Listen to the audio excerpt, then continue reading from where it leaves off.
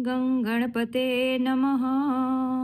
नमस्कार, जय जगन्नाथ। आसन्तु जानिबा आଜି भगवत गीता द्वितीय अध्याय श्लोक 1। कर्मजं बुद्धियुक्ता हि फलं त्यक्त्वा मनीषिणः जन्मबन्ध विनिमुक्ताः पदं गच्छन्ति नामयम्।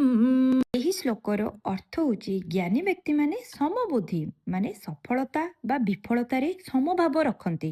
ସେମାନେ କର୍ମ କରନ୍ତି କିନ୍ତୁ ଫଳ ପ୍ରତି ଆସକ୍ତି ରଖନ୍ତି ନାହିଁ। ଆଉ ଏଭଳି ଯେଉଁମାନେ ଆସକ୍ତି ରଖନ୍ତି ସେମାନେ ଜନ୍ମ ମୃତ୍ୟୁ ଚକ୍ରରେ ଘୁରି ବୁଲନ୍ତି।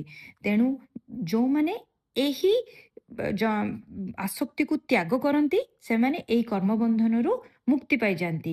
ଏଭଳି ନିଷ୍କାମ ଭାବରେ କର୍ମ କରିଲେ ସେମାନେ ମୋକ୍ଷକୁ ପ୍ରାପ୍ତି କରନ୍ତି।